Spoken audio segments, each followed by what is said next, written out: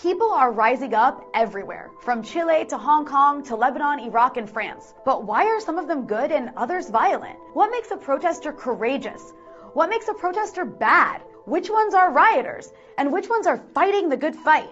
If you're watching mainstream media, sometimes things can get confusing. Protests are described as a violent mob in one country and a pro-democracy revolution in another. And some protests don't get any coverage at all. Who decides which protests are worthy of which labels? And why? To help you navigate this confusion, here's my handy guide to worthy versus unworthy protests. First and most importantly, it's all about location, location, location. To all you protesters, rioters, and violent mobs out there, if you want that coveted peaceful protester label that garners nonstop headlines and Western adoration, it's crucial that you protest from a country or territory that's on the US State Department's hit list. Protest against the government in Venezuela, Iran, Nicaragua, or Hong Kong, and you're guaranteed to get the hero treatment in US media, and probably even some lavish funding from USAID. It literally doesn't matter why you're protesting. It could be for better living conditions or for a violent right-wing ideology, which in these places it usually is. You're pretty much guaranteed to be portrayed in a positive light no matter what you do, no matter how much violence you inflict. That's why the right-wing mobs that overthrew Bolivia's democratically elected socialist president Evo Morales were simply referred to as protesters, no matter how violent and racist their behavior was. Lucky for those right-wingers in Bolivia,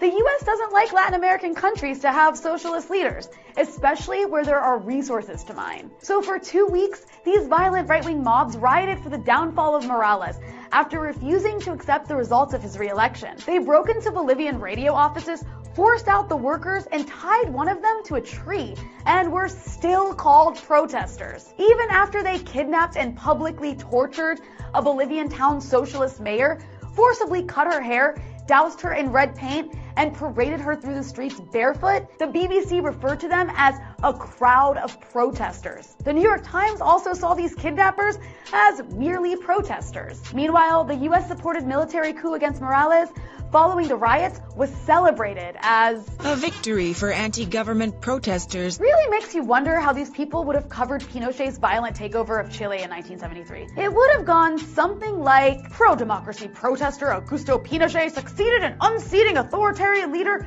Salvador Allende. It's a bright future for the Chilean people under this new democratic order. Right-wing mobs in Venezuela that have literally lynched people get the same royal treatment in Western media, in lockstep with the US government's operation to overthrow Maduro. The same goes for protests in Hong Kong, where the US is funding a violent anti-China separatist movement that regularly beats up those who disagree with them, often flagrantly on film. They recently lit a man on fire. And how does the media describe these people? Pro-democracy and anti-government activists.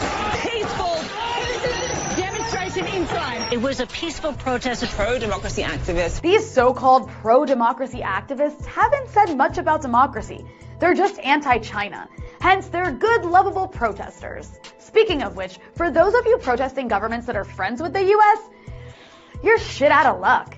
You're not protesters, you're violent mobs of rioters.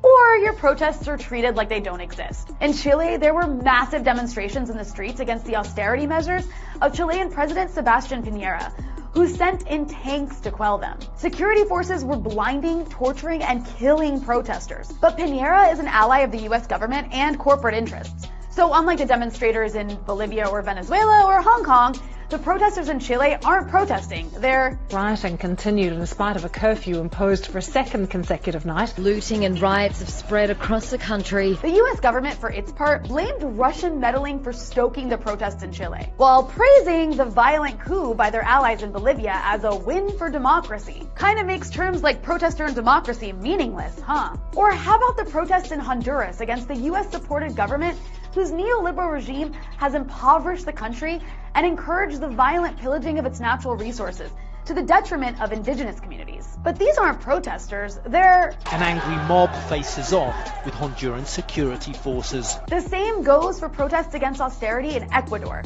where US ally Lenin Moreno used violence to crush dissent and take more power. When these protests were covered, they were labeled as violent in the headlines. The protests in Iraq and Lebanon have really confused the White House. That's why they were quiet for so long, trying to figure them out. On the one hand, there are poor Shias. That's scary.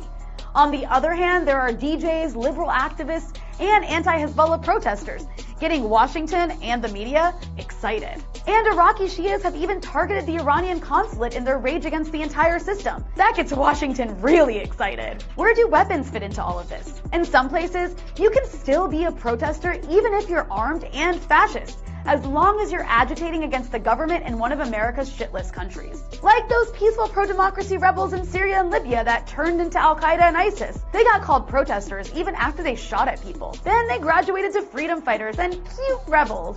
So cute, right?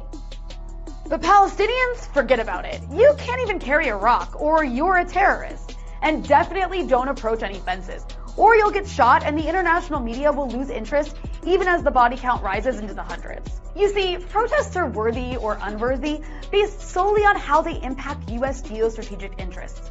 So protest accordingly. Good luck.